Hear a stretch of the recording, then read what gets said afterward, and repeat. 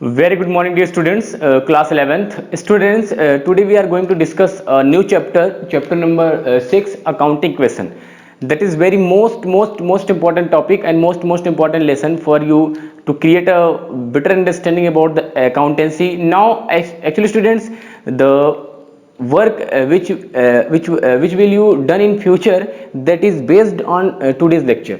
तो जो आप भविष्य में करने वाले, जो पूरे अकाउंटेंसी में, यू कैन से कि पूरी लाइफ में जो आप करने वाले हो अकाउंटेंसी में, वो यहीं से बेस्ड होगा। और अब आपका जो कंसेप्ट आपके खत्म हो चुके हैं, प्रैक्टिकल आपका स्टार्ट होने वाला है और शुरू होने वाली लड़ाई अकाउंटेंसी की। ठीक है, चूंकि कुछ बातें रह गई थी पिछले वीडियोस में मतलब पिछले कुछ कंसेप्ट्स में, जिसमें आपने बहुत कुछ देखा था, कैपिटल के बारे में जाना था, लायबिलिटीज के बारे में जाना था। हमसे आपने मेरे मुंह से कितनी बार बैलेंस शीट सुना है। आज मैंने बैलेंस शीट का कुछ थोड़ा सा फिगर बना करके आपको दिखा दिया है। ये कंप्लीट बैलेंस शीट नहीं, बट ऐसी ही कुछ होती है बैलेंस शीट। पहले ऐसी होती थी, लेकिन 2013 के बाद अब ये स्ट्रेट फॉरवर्ड कर दिया गया। लेकिन अभी आप इसी से ही सीखिए, कोई जरूरत नहीं, जैसे जरूरत पड़ेगी मैं आपको दूंगा, क्योंकि मुझे पता है कि कब आपको कौन सा टैबलेट देना है, ताकि आपको अच्छे से जो है आपकी बीमारी अच्छे से ठीक हो जाए।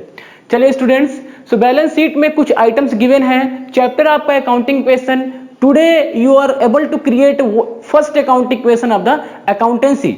इक्वेशन मींस कि आपको कुछ ऐसा सेट करना है कि कुछ इक्वल हो जाए, कुछ बराबर हो जाए, कुछ एक जैसा हो जाए। चलिए स्टार्ट करते हैं। स्टूडेंट, अगर हम बात करें अकाउंटिंग इक्वेशन की, तो अकाउंटिंग इक्वेशन जो है पहला अकाउंट का, तो वो है अकाउंटिंग इक्वेशन इक्वल टू, देखिएगा सभी लोग ध्यान दीजिएगा, क्या है पहला इक्वेशन पूरे अकाउंट का। जैसे अगर किसी ने आपसे पूछा कि what is the first account equation, then you will tell assets equal to liabilities, assets equal to liabilities plus capital. Assets equal to liabilities plus capital, that is the first equation of the accounting. And you know students, if I'm talking about what is assets, then you are able to explain. If you have don't idea about the assets, then please watch the previous videos which are based on the basic accounting terms. There are you can understand what is assets, what is liabilities, what is capital, and what is other accounting terms. Here your first accounting equation are going to start assets equal to liabilities plus capital. Assets, there can be various assets possible. Suppose that cash, bank, stock, land, building, machinery, furniture, goodwill, copyright, patent, trademark. There can be various assets possible. In the liabilities, there can be what? Creditors, bills payable, bank loan, debentures, and other can be possible. ठीक है? If you have seen the video, then you can understand. You can connect to me कि what I wanted to say to you. So assets equal to liabilities plus capital, आप इसको जब आप formula बनाएंगे तो आप जो है इसको इस तरीके से पहले सर्कल कर लेंगे। ये आपका इंपॉर्टेंट है, अभी के लिए इंपॉर्टेंट है। जिस दिन सीख जाएंगे आप अकाउंटेंसी, तो ये आपका पहला पॉइंट हो जाएगा। यहीं से आप शुरू करेंगे, सोएंगे सुबह तो अकाउंटेंसी आपकी यहीं से स्टार्ट होगी। अभी तो नया लग रहा है। बैलेंस शीट में स्टूडेंट्स दो साइड होता है, एक आपका असेट्स होता है, दूसरा लायबिलिटीज होता है। और पता नहीं कैसा नेचर है, पता नहीं कैसा, कर लो पूजा मां,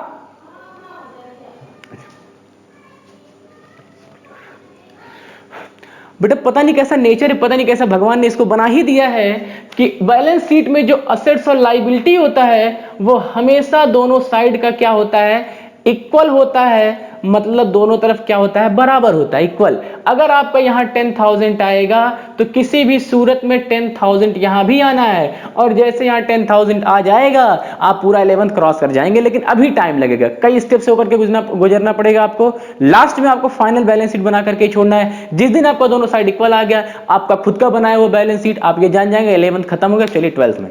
ठीक है, तो चलिए स्टार्ट करते हैं। स्टूडेंट्स, कैसे हमें पता कि दोनों साइड इक्वल होगा? हमने आपको एक कंसेप्ट पढ़ाया था, और वो कंसेप्ट था dual aspect concept. Dual aspect concept, शायद अब आप कनेक्ट कर पा रहे होंगे कि मैं क्या कहना जा रहा हूं। Dual aspect concept, according to this concept each and every transaction having dual effect in opposite direction. ठीक है, किसी भी ट्रांजेक्शन का दोहरा प्रभाव पड़ता है और दोहरा प्रभाव मतलब एक अगर डेबिट में पड़ेगा दूसरा क्रेडिट। अभी आप शायद डेबिट क्रेडिट भी नहीं जान पा रहे हो, मतलब अगर एक को आपको कम करना है तो दूसरे को बढ़ाना है, एक को बढ़ाना है तो उसी के जैसा कुछ कम करना है, ठीक है। तो समझेंगे आप, टेंशन ना लीजिए। सो dual aspect concept each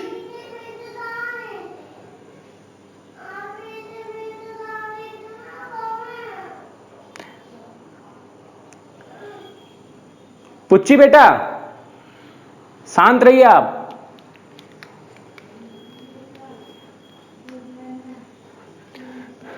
So according to dual aspect concept, each and every transaction having dual effect in opposite direction. If one is debit then other is credit. Or you can say कि अगर आप एक को plus करने जा रहे हो दूसरे को माइनस करना पड़ेगा। अच्छा ये बताओ, जब हर जगह आप एडजस्ट करके जा रहे हो, एक ट्रांजेक्शन का डुअल इफेक्ट डाल रहे हो, तो भाई रिजल्ट भी तो वही आएगा, हमेशा दोनों साइड का इक्वल आ जाएगा। जितना डेबिट का इक्वल होगा उतना ही क्रेडिट का इक्वल होगा, ये जितनी लाइबिलिटीज होगी उतना असेट्स होगा। चलिए कुछ और चीजें जनरेट करता हूं आपके दिमाग में, शायद आपको समझ में आ जाए।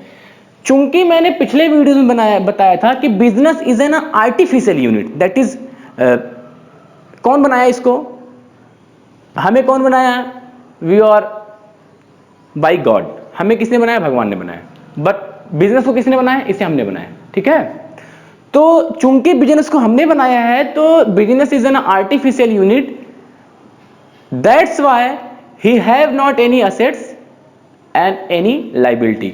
इसके पास ना तो खुद का कोई असेट्स है ना तो खुद की कोई लाइबिलिटी है। हाँ, अगर कोई इसको पैसे देगा तो इसकी प्रॉपर्टी बनेगी, लेकिन जैसे ही प्रॉपर्टी बनेगी तुरंत इसकी जिम्मेदारी भी बन जाएगी कि भाई देखो लिया तो हूं तुमसे लेकिन भविष्य में दूंगा। सबसे पहला यूनिट में बात करता हूं कैपिटल की।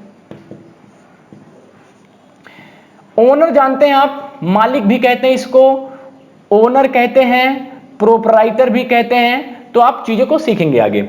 मालिक भी कहते हैं, ओनर भी कहते हैं, प्रोपराइटर भी कहते हैं। तो when you are start a business, a newly business you are going to start, जब आपने पहले शुरू में शुरू किया, तो चूंकि बिजनेस आर्टिफिशियल पर्सन है, बेटा थोड़ा सा लंबा हो रहा है लेकिन अब क्या करूं, बताना बहुत कुछ है। एक आपको मैंने और पढ़ाया था entity concept, business entity concept. Business entity concept क्या कहता था कि name of business and owner of business both are different person. आप अलग हैं, आप अलग हैं, आपका हमारा कितना रिलेशन है। नेम ऑफ बिजनेस या बिजनेस के नाम को सपोज दैट मैंने लिख दिया एक्स लिमिटेड, इसको सिर्फ इतना पता है कि आप मेरे क्या हो, मालिक हो, इससे ज्यादा कुछ नहीं हो, ठीक है। तो चूंकि बिजनेस एक अलग यूनिट है तो इसके पास खुद का कुछ नहीं था, तो पहली बार इसको जब बिजनेस करने की सूझी, किसको, बिजनेस को। आप खुद को बिजनेस समझिए, मालिक ना समझिए। जब आपको बिजनेस करने की सूझी, आपके दिमाग में आया कि चलो एक बिजनेस किया जाए, तो आपने किससे पैसा मांगा, अपने मालिक से पैसा मांगा। मालिक ने आपको 1 लाख रुपए दे दिया। अगर मालिक ने आपको 1 लाख रुपए दे दिया तो दिमाग में रखिए, मालिक जो 1 लाख रुपए देगा वो या तो आपको कैश से देगा या तो चेक से देगा। तो जिस फॉर्म में पैसा आएगा, चाहे वो कैश होगा चाहे वो बैंक के फॉर्म में होगा, तो आप ध्यान से देखेंगे स्टूडेंट तो आपको दिख रहा होगा कि कैश और बैंक हमारा क्या होता है, असेट्स होता है। तो सपोज दैट मालिक ने 1 लाख रुपया दिया, तो हमने इसको 1 लाख रुपए को सीधे सीधे कहां रख दिया, असेट्स में। लेकिन चूंकि हमने यह पैसा मालिक से लिया था, that's why it is a liability. देख रहे हो बैलेंस शीट के इस साइड में आप, कैपिटल हमारी लायबिलिटी होती है। The amount which are taken over by the proprietor, मालिक से लिया गया पैसा कैपिटल होता है, कैपिटल हमारी लायबिलिटी होती है। That's why the amount of the capital should be put in the liability side of the balance sheet, ठीक है। जिस फॉर्म में लायबिलिटी आएगी वो असेट्स होगा। जैसे एक एग्जांपल लो, शायद समझ आया। बेटा आपके पास पैसे नहीं थे, आपने कहा मुझे बैंक से लोन लेना है। तो जब आप बैंक से लोन लेने जाएंगे तो बैंक से आपने जो 10 लाख रुपए का लोन लिया, तो जो नगद गिन करके ला रहे हो, जो कैश आप लेकर के आ रहे हो, ये पैसा असेट्स है, कैश तो असेट्स है। लेकिन चूंकि आपने बैंक से लोन लिया, तो जो बैंक लोन, ये जो टर्मिनोलॉजी बैंक लोन है, because after some times, after some specific period you have to return that amount. चूंकि that amount should be return in future, that's why every amount which we have to pay in future, that is liability, and liability is bank loan और cash assets. तो आप connect कर पा रहे हो कि sir एक एक ट्रांजेक्शन का दोहरा, अगर लायबिलिटी जितनी उतने का असेट्स। एक वर्ड कह दूं तो शायद, एक स्टेटमेंट में अगर बोल तो शायद गलत नहीं होगा बेटा, कि कोई भी असेट्स बिना लायबिलिटी के क्रिएट नहीं की जा सकती है। फर्म में या बिजनेस खूब चिल्ला के बोल रहा है यार मेरे पास करोड़ों की प्रॉपर्टी है, यस बट आई नो कि अगर आपके पास करोड़ों की प्रॉपर्टी है तो that property is taken over bye somewhere, किसी से लिया गया होगा, that may be taken over by the owner of the business, that may be taken over by the bank loan, that may be taken over by the creditor, that may be taken over by the any other relatives. But the amount, the properties which we are taken over from the outsider, from the business outsider, that is liability. तो जिससे लिया वो तो खड़े हैं तैयार कि भैया मुझे चाहिए, तो चूंकि मेरे पास खुद का कुछ नहीं था तो जो उन्होंने दिया वो असेट्स है, लेकिन जिनसे लिया वो तो लाइबिलिटी होगी ना, क्योंकि बाद में देना है ना। तो पहला है कि असेट्स जो आपकी प्रॉपर्टी होगी वो हमेशा लाइबिलिटीज, मतलब ऐसे लोगों का पैसा जो बाहरी लोग हैं, और कैपिटल मतलब मालिक का पैसा।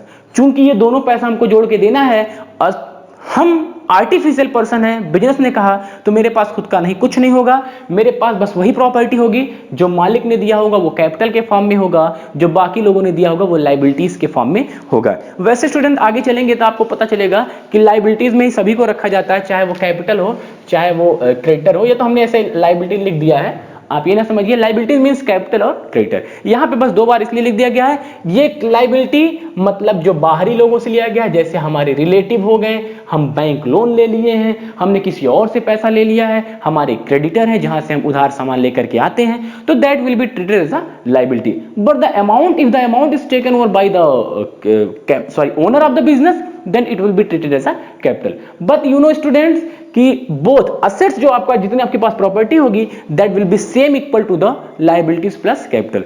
If you are going to add the liabilities plus capital that will be same the property of the business. I think you can understand what I want to say to you.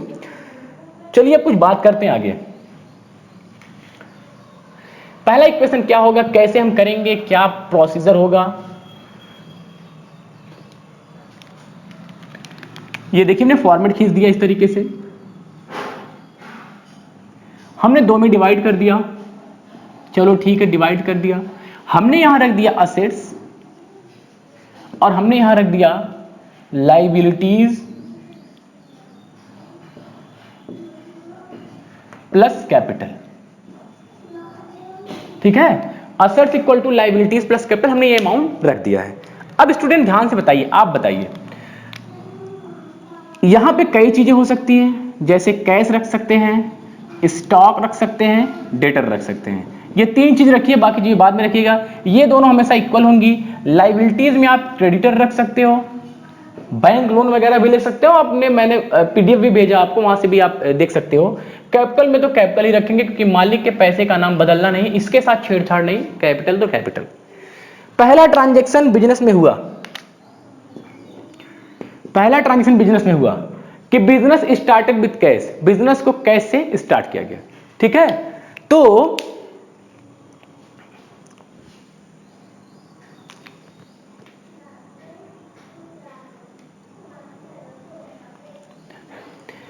Suppose that your business is started by cash, तो अगर cash से business start किया गया तो आप क्या करेंगे? Sir जब कैश में बिजनेस स्टार्ट किया जाएगा, चूंकि हम बिजनेस हैं तो हमारे दिमाग में क्या ख्याल आएंगे, हमारे खुद के दिमाग में क्या ख्यालात आएंगे, आप बताइए। बिजनेस को हमने स्टार्ट किया कैश से, तो 1 लाख रुपया कैश सपोज दैट आ गया। किसने दिया? मालिक ने। मालिक के द्वारा दिया गया पैसा कैपिटल होता है, ये पहले से मैंने आपको बताया था। पहला ट्रांजैक्शन क्लियर है, ना तो उसने स्टॉक आया ना तो डेटर में कुछ, इक्वल टू क्रेडिटर भी नहीं है कुछ, तो आप देख सकते हैं कि दोनों साइड इक्वल है कि नहीं। 1 लाख रुपए plus 0 equal to 0 plus 1 lakh रुपए। तो कोई कह सकता है कि इसमें कोई रॉन्ग है? देखो दोनों साइड इक्वल है ना, यहां हमेशा इक्वल इस साइड और इस side, RHS and LHS both side should be, both must be equal, you can say. Second अगर हम बात करें, परचेज करो, परचेज मशीनरी। क्या परचेज किया आपने? मशीनरी।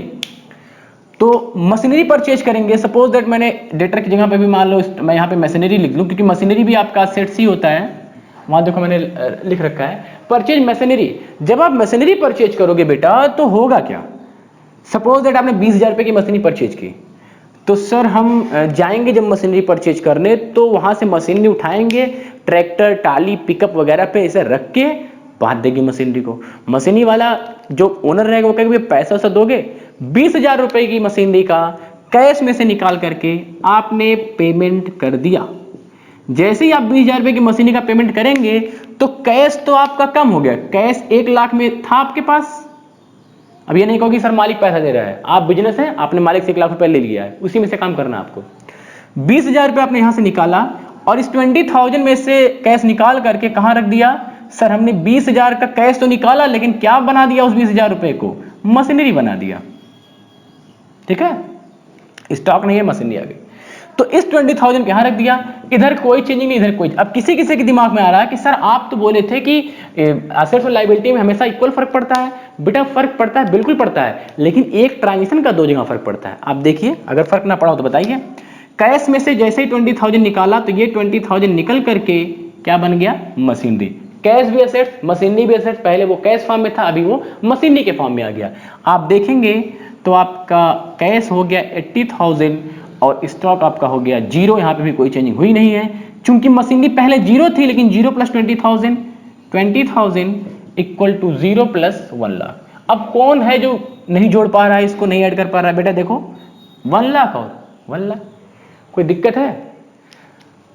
ठीक है स्टूडेंट्स, तो in the next video we will talk about the how will you calculate, how will you form account equation. ठीक है, फॉर वेरियस ट्रांजेक्शन कैसे आप करेंगे, तो क्वेश्चंस लेकर के ही बताएंगे। बने रहिए अकाउंटेंसी में। ठीक है students, thank you, have a nice day.